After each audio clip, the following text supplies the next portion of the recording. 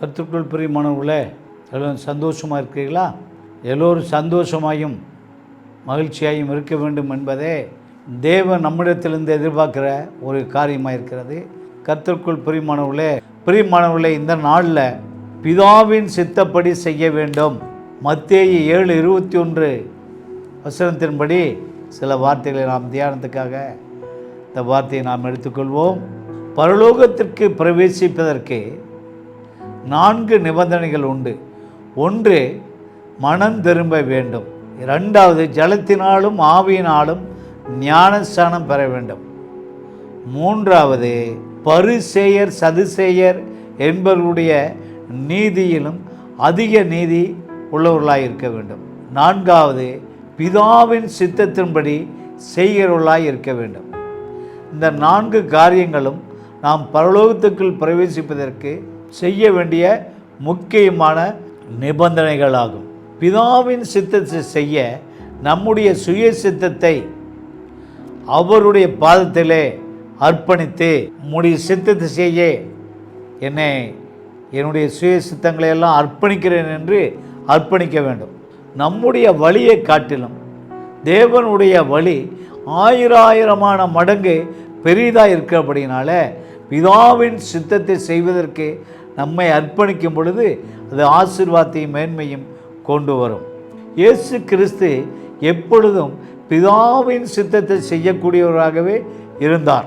பிதாவின் சித்தத்தை செய்வது இயேசு கிறிஸ்துனுடைய போஜனமாய் இருக்கிறது என்று யோவான் 4:34 சொல்கிறார்.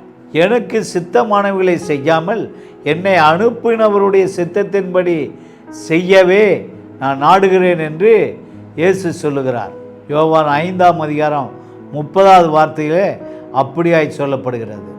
சிலுவையில் தன்னை அறைய ஒப்பு கொடுக்கும் போது கூட பிதாவினுடைய சித்தத்தின்படியே இந்த பாத்திரம் உமக்கு சித்தமானபடி என்னை அர்ப்பணிக்கிறேன் ஆண்டவரேன் என்று ஒப்பு கொடுத்தார். அப்பா, இப்பாத்திரமே உமக்கு சித்தமானால் என்னை விட்டு நீங்கும்படி செய்யும் என்று சொன்னார். சீசருக்கு ஜெபம் பண்ண கற்றுக் கொடுக்கும் போது கூட உம்முடைய சித்தம் பரலோகத்தில் செய்யப்படுவது போல பூலோகத்திலும் செய்யப்படுவதாக என்று ஜெபத்தை கற்றுக் கொடுக்கிறார். யோனாவின் வாழ்க்கையில் நாம் பார்க்கிறோம், தேவனுடைய சித்தத்தை மீறி அவர் ஓடுகிறவராய் இருந்தார். ஆகவே கடல் கொந்தளித்தது, கப்பல் தடுமாறியது, சரக்குகளுக்கு சேதம் ஏற்பட்டது. முடிவில் யோனாவை தூக்கி கடலிலே போட்டார்கள். மீனின் வயிற்றில் போய் கஷ்டப்பட்டு கொண்டிருந்தார். பிதாவினுடைய சித்தம் செய்யும் வரைக்கும், பிதாவின் சித்தத்தை செய்யும் வரைக்கும் யோனா மீனின் வயிற்றிலே அவதிப்பட்டு கொண்டிருந்தார். இதிலிருந்து நாம் கற்றுக்கொள்ளக்கூடிய பாடம் என்னவென்றால், பிதாவினுடைய சித்தத்தை செய்வது தான் நமக்கு சிறப்பான ஒரு வழியாகும். இல்லை என்றால் அதுக்கு பிதாவினுடைய சித்தம் செய்யாதபடி நம்முடைய விருப்பப்படி போகும் பொழுது அதோட முடிவில் சமாதானங்கள் இருக்காது, நிம்மதி இருக்காது. எந்த வேலையை எந்த காரியத்தில் தலையிட்டு செய்தாலும் இது தேவனுடைய சித்தமா இல்லையா என்பதை நாம் அறிந்து செயல்படுவது மிகுந்த ஆசீர்வாதத்தையும் மேன்மையும் உயர்வையும் கொண்டு வரும். உங்களுடைய திருமண காரியம் என்றாலும் தேவனுடைய சித்தம் அதில் இருக்கிறதா என்று பார்க்க வேண்டும். உங்களுடைய வேலை காரியங்கள், உங்களுடைய தொழில் காரியங்கள், உங்களுடைய படிப்பு காரியங்கள் எதுவாக இருந்தாலும் இதில் தேவனுடைய சித்தம் இருக்கிறதா இல்லையா என்று சற்று ஆராய்ந்து பார்த்து செயல்படும் பொழுது அது மிகுந்த மேன்மையும் ஆசீர்வாதத்தையும் கிருபையும் கொண்டு வரும். ஊழிய காரியங்களாக இருந்தால் கூட தேவனுடைய சித்தத்தை அறிந்து முழுமையாய் நாம் அர்ப்பணிக்கும் பொழுது அது ஆசீர்வாதத்தை கொண்டு வரும்.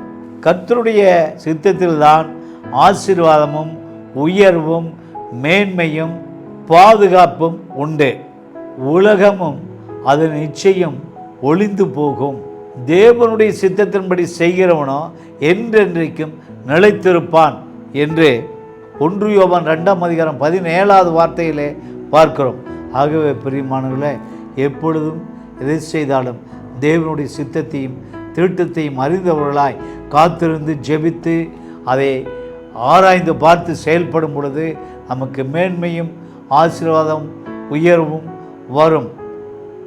ஆகவே நீங்கள் உங்களை கர்த்தருடைய சமூகத்தில் அர்ப்பணித்து தேவ சித்தத்தை தெரிந்து அதன்படி நடங்கள். கர்த்தர் உங்களை ஆசீர்வதிப்பாராக. கண்களை மூடி நாம் ஜெயிப்போம். மகா பரிசுத்தம் இருக்கமுள்ள பிதாவே, இந்த ஆசீர்வதிக்கப்பட்ட நல்ல வேலைக்காக நன்றி செலுத்துகிறோம். தேவரீர் எங்களுடைய வாழ்க்கை ஓட்டத்தை நாங்கள் விருப்பப்படி ஓடாதபடி உம்முடைய சித்தமும் திட்டமும் தெளிவும் என்ன என்பதை ஆராய்ந்து அறிந்து அந்த பாதையிலே செல்லும் பொழுது எங்களுக்கு மிகுந்த மேன்மையும் ஆசீர்வாதமும் உயர்வும் உண்டாகும் என்பதை இந்த நாளில் காணும்படியாக செய்ததற்காக நன்றி செலுத்துகிறோம். தொடர்ந்து நீர் ஆசீர்வதி காத்தல் வழி நடத்தும். துதி கன மகிமை நீர் எடுத்துக்கொள்ளும். இயேசுவின் நாமத்தில் கேட்கிறோம் நல்ல பிதாவே. ஆமென்.